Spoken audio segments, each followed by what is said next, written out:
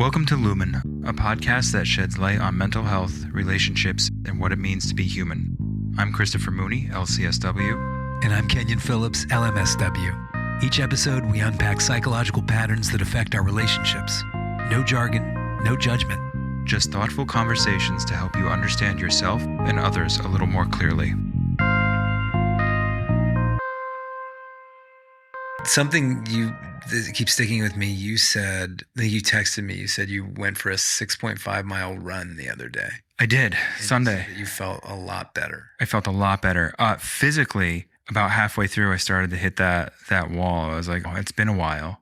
Right. But mentally, it just felt so good to get back out. I was never a runner. I played soccer my whole life, still play. And so I guess running just like secondary to that. But, I started running a few years ago after we moved up to Connecticut from New York. And I can't tell you how like mentally clarifying it is. Yeah. And you have this experience. You run and exercise and are really active as well. But it's really important to be physically active. I think it helps our mental health so much and stabilizes us. I took up trail running because it was just so much more like out in the environment and just kind of raw. And I like that. So it was also easier on my old knees, which helps, and old shins and ankles and everything else. It makes the movement fun. It makes it into like an exhilarating experience. Yeah. Not just like being on a treadmill. No, which is good if it's like so this winter was awful. And I think this is like what I was telling you the other day was that I went for the last two and a half months without being able to run outside really because it's been in the single digits, if not below zero, right. Windy. And we've had 2 feet of snow here in Connecticut, in northern Connecticut for like since November. Yeah. Like we've not seen grass until yesterday. No. And it was amazing. And I'm just like, what is that under there? No, so it's been really hard to get out and do things because it's been so cold. Even in the snow, you can't go out and play because it was like miserable and cold. Exactly. The lesson I learned a long time ago, decades ago, was if I'm not moving, if I'm not exercising, even in the dead of winter, if I have to just go into the basement and run on a treadmill, if I'm not moving, my mental health just takes a giant shit on my life. It does. It kind of stagnates. I get anxious, even more anxious than I already am. I get depressed. Right. And then I notice that when I'm not moving, my eating goes down the toilet. I stop caring about what I'm eating. Okay. I need to have like pretty regulated eating, and I'm also a vegetarian. But I found that if I'm not exercising, I just stop kind of caring. And then if I'm not, I don't know, it's like my confidence goes down. It really kind of leads to a sort of paralysis. Yeah.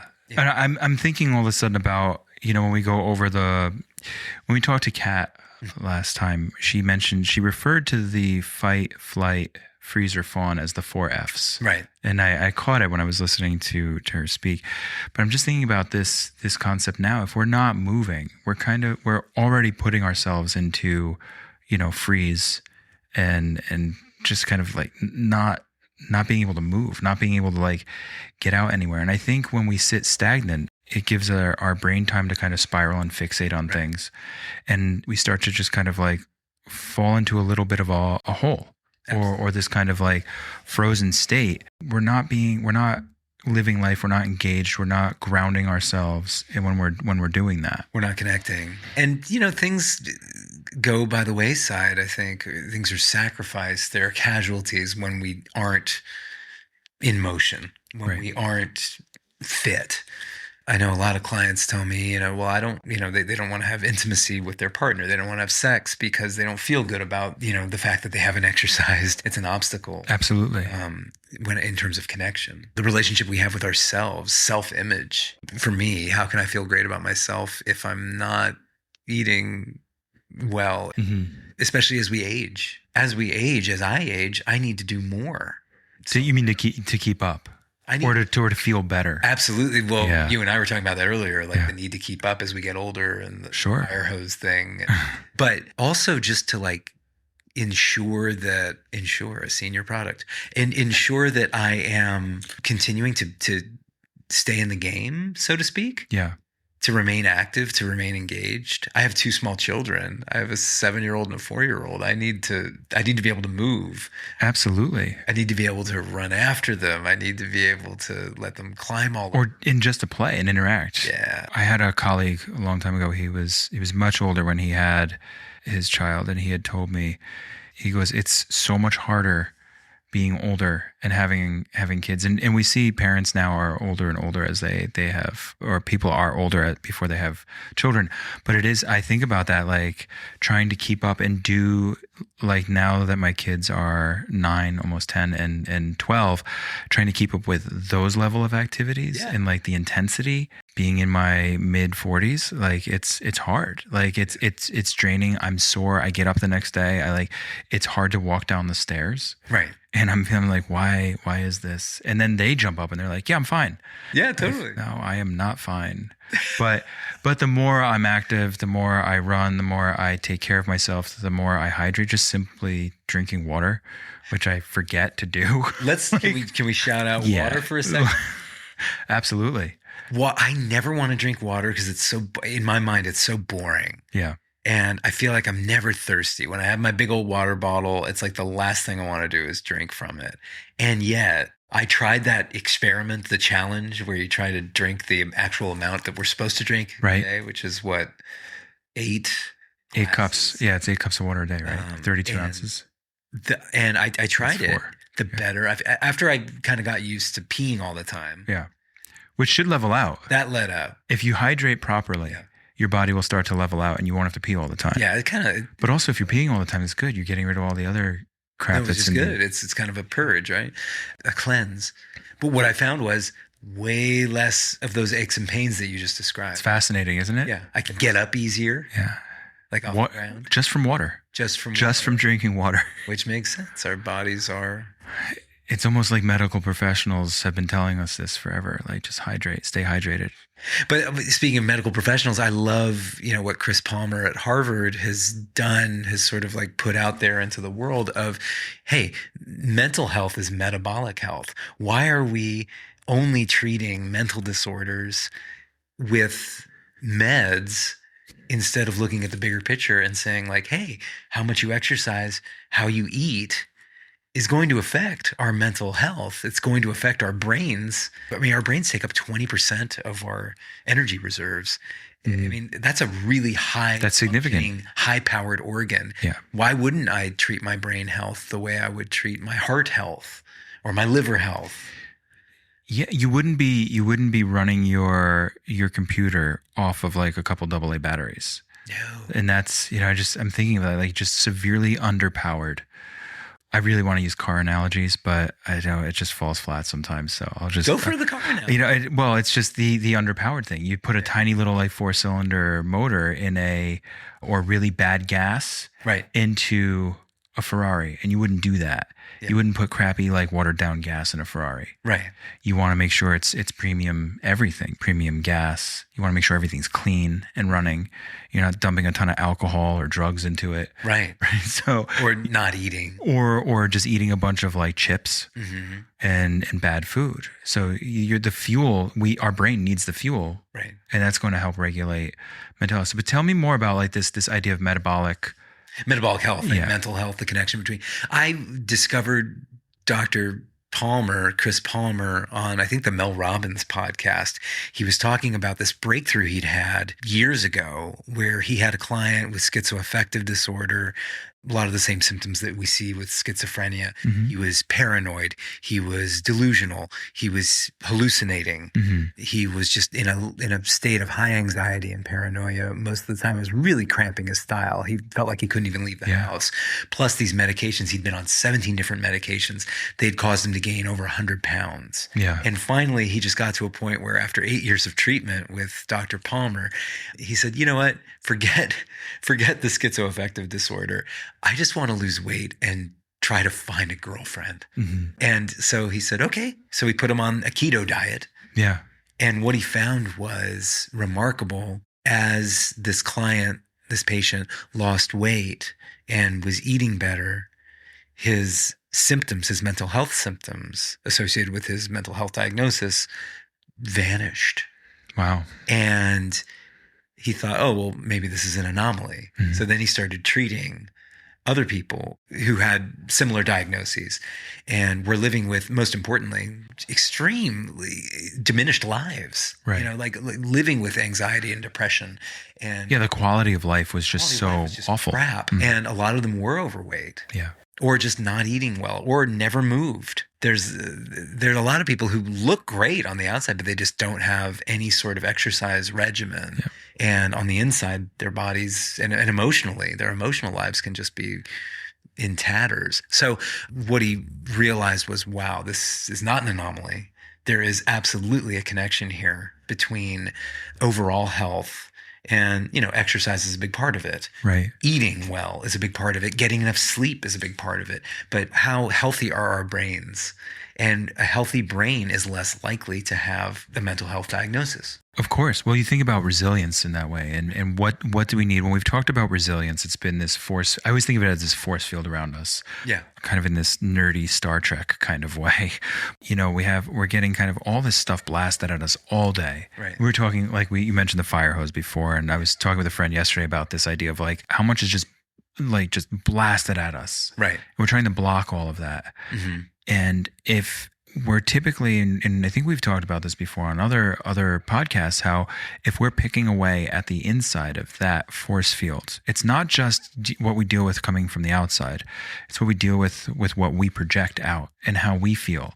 Totally. And if the insides don't match the outsides, that starts to wear down that resilience force field from the inside too. Right. And so it's kind of like the ozone layer. Mm-hmm. Right. So you have all this radiation from the outside affecting it, and then you have all this like pollution from the inside.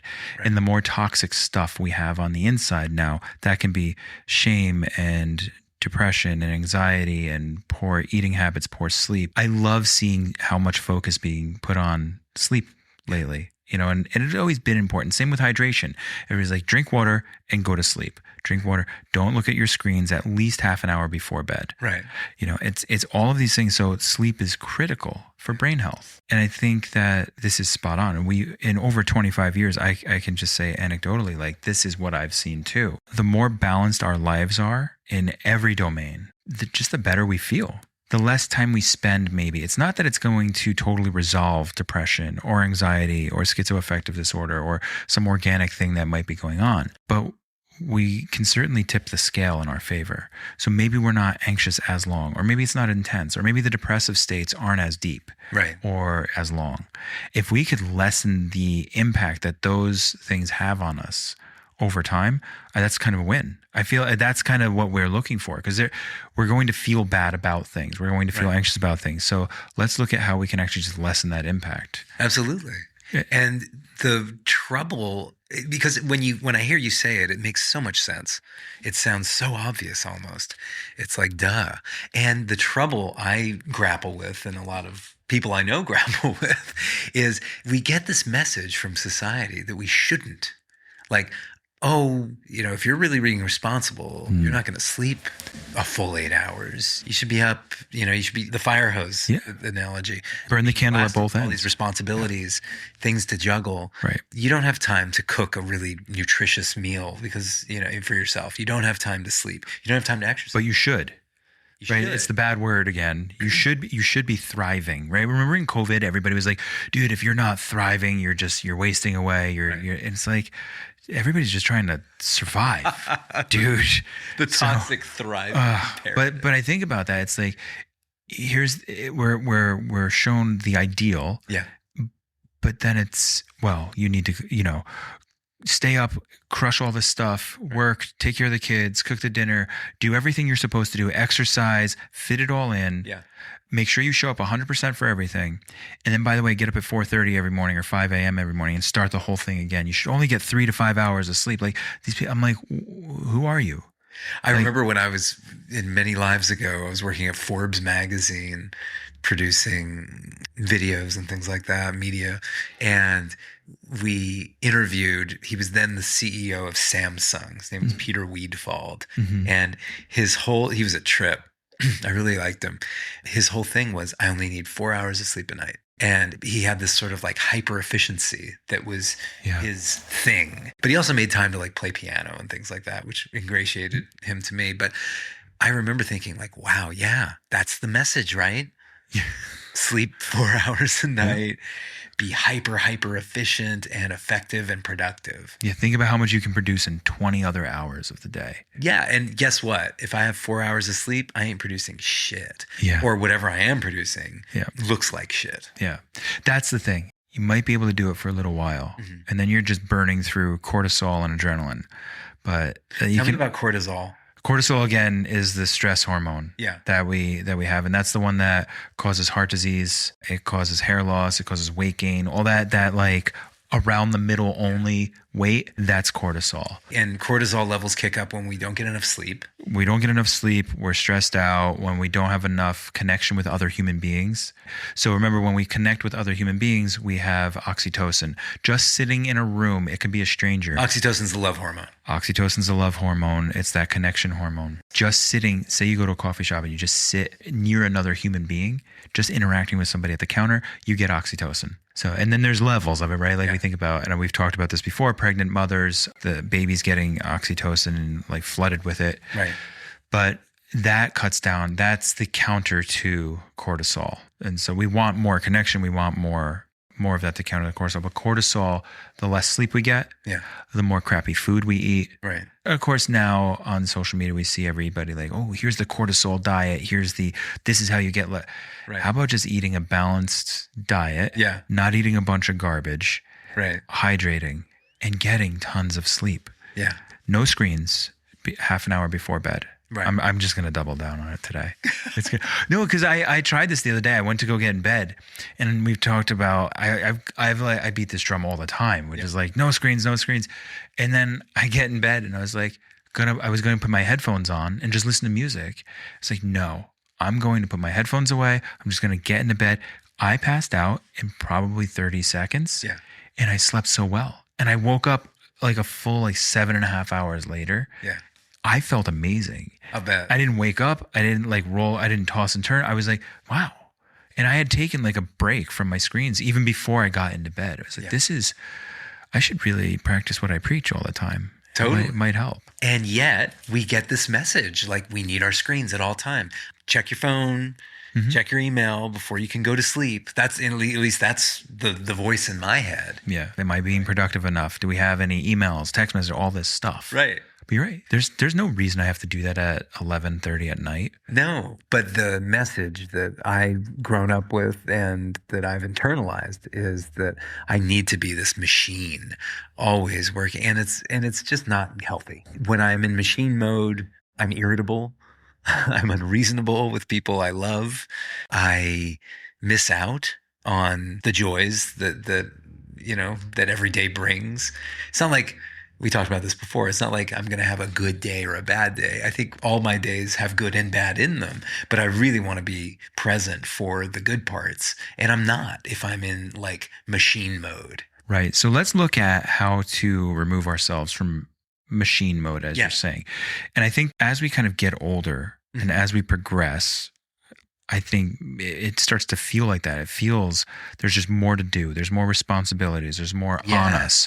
There's less time we have because there's a crunch, right? There's the crunch of, hey, life's going to end at some point, if we want to get really existential about it. But kids are getting older, family and friends everybody's aging, moving on. So we start to feel the crunch and time speeds up as we get older. Oh, absolutely. And every year that passes, it's faster. Goes by faster than the year before it for me. I remember as a little kid just thinking a summer was a lifetime. Yeah. And it was great. Right. Everything just took forever. Totally. And even being young and being able to feel that and acknowledge it was a good feeling. Yes. Now I'm like, man, summer's done in a couple weeks. That's what it feels like, a couple days. Yeah. And oh my God, it's the holidays again. Right. As a kid, I used to be like, oh, when is it going to be Christmas? Oh God. Christmas break was forever. Yeah. But so if we think about so if we're dealing with this issue that time is speeding up and there's just tons more to do, we're more responsible, we have to be more on point, we're getting all this messaging. How are we stepping back and what do we need to do? How do we kind of resolve this? How do we step back and say, can I slow this down? Can I slow the process down? Can I look at things from a different perspective maybe to help? Are there things that can make me feel better as I go through it? Yeah. Now you're talking about Move a muscle, change a thought. If you don't like how you feel right now, or you don't like the thoughts that are going through your head right now, get up and move. Right. I think about this all the time. Yeah, I'm sitting here. I don't feel. I just get up and move. This was why I run. Yeah. I get so caught up sitting in a chair, talking, listening all day. And I'm like, oh man, I just got to get up and move. Right. Stuff's still going through my head when I'm out there. I don't want to be that therapist who says, you can solve all your problems with exercise, It's just omega-3s. Right, exactly. But I have seen this again and again. I've lived it myself. I was an overweight kid. I was Grand Kenyon. I never played sport. You played soccer your whole life? I never played sports. I tried playing soccer when I was 6 years old. I sucked so hard at it that I was like, forget this. Yeah. I don't want kids making fun of me. I didn't say I was any good at it. I just said I played it my whole life. Well, that was enough to I did not do it. If the first sport that I really discovered was cross-country running in high school, at boarding school. It was trail running as a sport, and you were a team, but you weren't really, it was more of an individual thing. So like your time contributes to the overall, right? Yeah. And I experienced a runner's high for the first time, the flooding of the endorphins and everything you described earlier, like being outside in really beautiful environs, the feeling of just being in motion. That was transformative for me. And I lost weight and I was more engaged in life as a result. I had my confidence went up. I felt more comfortable. I was an actor. I felt more comfortable on stage or in front of a camera. I felt more excited about meeting people. And definitely my mood elevated. Yeah. And the depression kind of went into the background. And that stuck with me. I know that if I am feeling anxious, if I am feeling depressed, as you said, I need to get up and I need to do something. Even if I don't have time because I'm 50 and I have 2 kids, right? We have a therapy practice and books that we're writing and all this other stuff. What's good enough? I don't have to do a hard hour of, what did you say, zone 5, zone 6?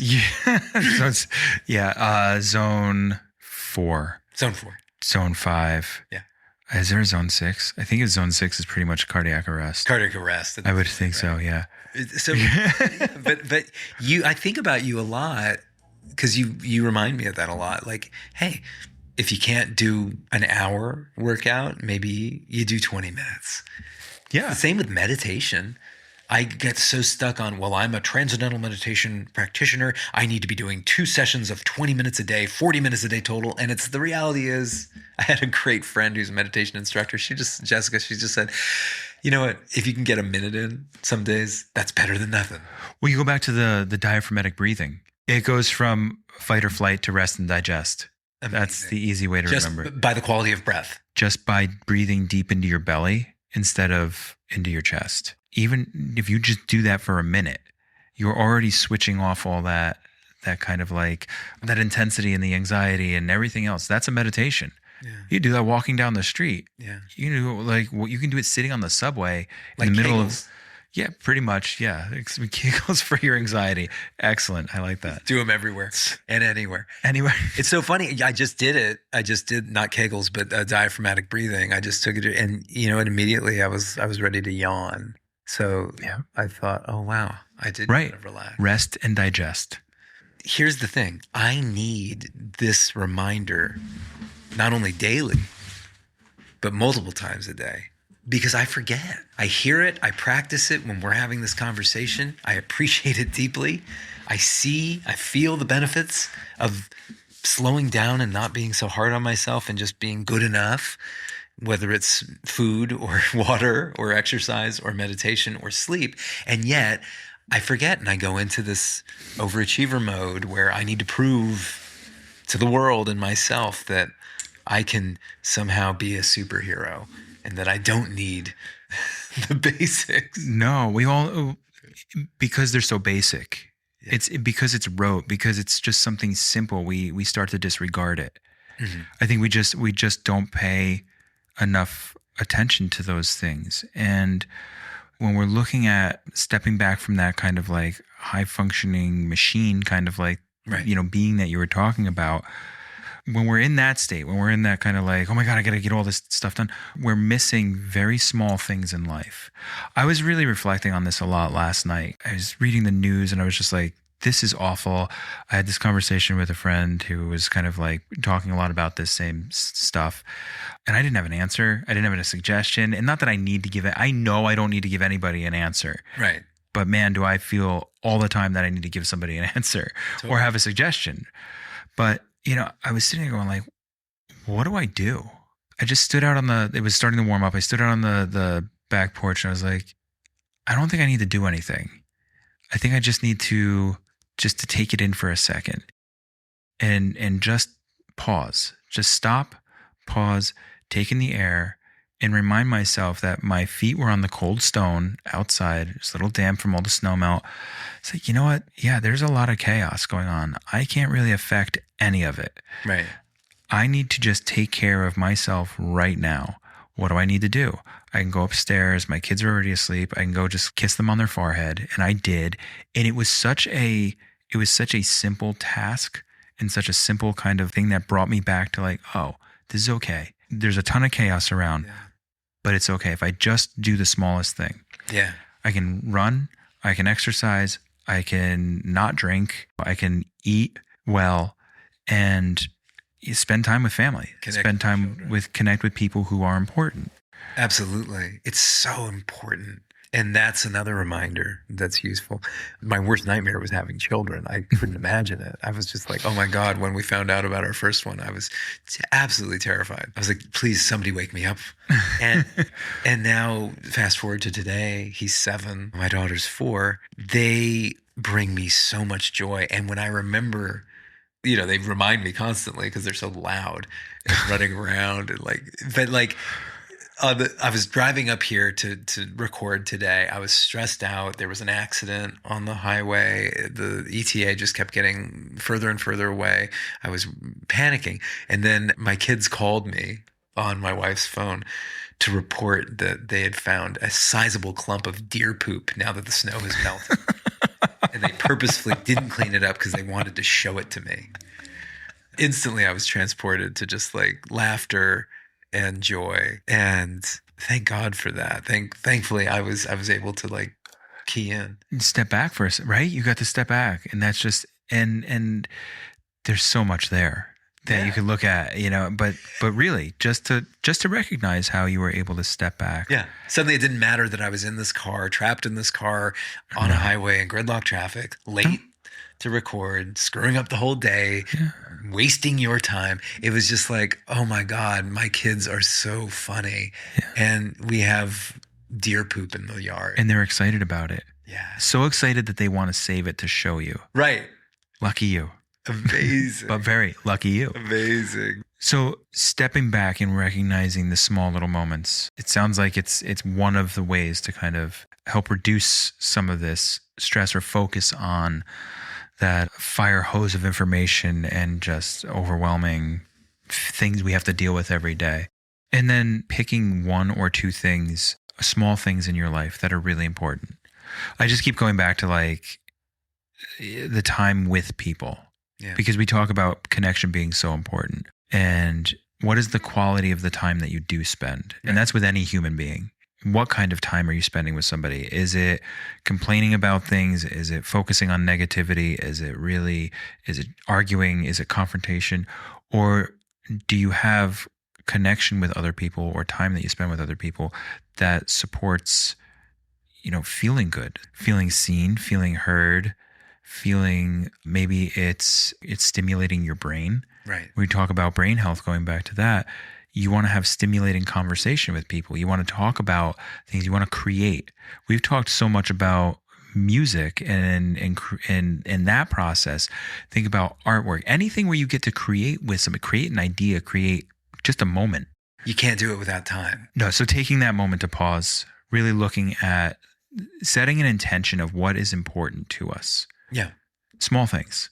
And we have, and there's a spectrum for that. There's big things that are important to us that we need to work towards every day or over time, but set small goals. If things are feeling awful, it's not that they're always, but if things are feeling overwhelming or that it's just too much, look at who's around you. What are you going to spend your time doing today to make those connections? And then how are you taking care of yourself? Going back to what you were talking about at the beginning, how are you taking care of your body? How are you showing up?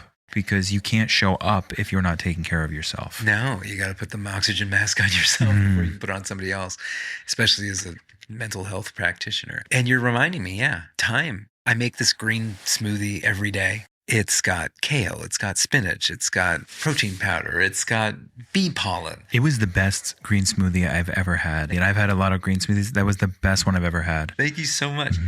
Erin, my wife, thinks it's the most disgusting thing she's ever had in her life, but I just love it, and I love that you love it. To do that properly takes, with cleanup and everything, a half hour. Yeah. And there's so many days where I think like, oh God, I just need to grab something quickly. I need to eat. But the truth is, that's time well spent. Absolutely. That time that I take to make that green smoothie every day is a good investment. The time that I take to, in my case, go down to the basement to exercise. I don't go to a gym anymore. Whether it's 20 minutes or the full hour that I like to get, that's time well spent. Yes. And it does require intentionality. It does. And acceptance. And acceptance. Like what I mean by that is you're not looking at that and saying, if I don't put in a full hour, I'm less than or I failed. Yes, which is hard for me. It's hard for me too. If I don't run 6.5 miles, then did I really actually run? Yeah. And then when I think about it, like I love Strava and like I use a Garmin watch. So, I can see other people and the percentages of who runs. Like for my age group, how far did people typically run? I'm fine. Yeah. I'm putting in miles, like more than most, but I have to remember that. So setting that and setting that intention, knowing that if you put in 20 minutes, making a smoothie and not the half hour, or you don't get to do it that day, it's okay. You didn't fail. That's important. That's important. And that goes back to the good enough, whether it's good enough parenting or good enough smoothie making. Good enough exercise. Yeah. It's so important because, gosh, if I'm looking through social media, comparing and despairing, I'm thinking like, I just don't do enough. I saw this whole post this morning. It was this whole thing about what Henry Cavill had to do for his role in Superman. Yeah. He had 2 scenes where he had his shirt off, and it took him 6 weeks to prepare for those scenes of only 1,500 calories a day and dehydrating himself to the point of like being ill before he did the shoot. But when you think about it, people watch that movie, they're like, God, I wish I could look like that. Right. I wish I could look like that. I wish I could or even get close to that. Every day I work on getting a little bit more accepting of my 50-year-old body, having grown up with an eating disorder and dysmorphia. Right. It's harder to do that than it may sound. And the reality is, when I'm not thinking about my body, when I'm just in the moment, enjoying my life, or just, even if it's something that's challenging and not particularly enjoyable, if I'm just in it and I'm not distracted with these awful thoughts that just, cycle the loop, doom loop, I'm so much better off. And definitely activity gets me there. Activity, solid diet, like really just eating well, paying attention, being mindful. Oh, absolutely. Drink water and go to sleep. Thanks for listening to Lumen. If today's conversation resonated with you, we encourage you to follow, review, and share Lumen with anyone you think would appreciate it. We'll be back soon with another conversation designed to bring a little more light to the human condition. I'm Christopher Mooney, LCSW. And I'm Kenyon Phillips, LMSW. Until next time, take care of yourselves and each other. Lumen is for educational and informational purposes only and is not a substitute for therapy, diagnosis, or treatment. If you're experiencing a mental health crisis, please contact local emergency services or a trusted mental health professional.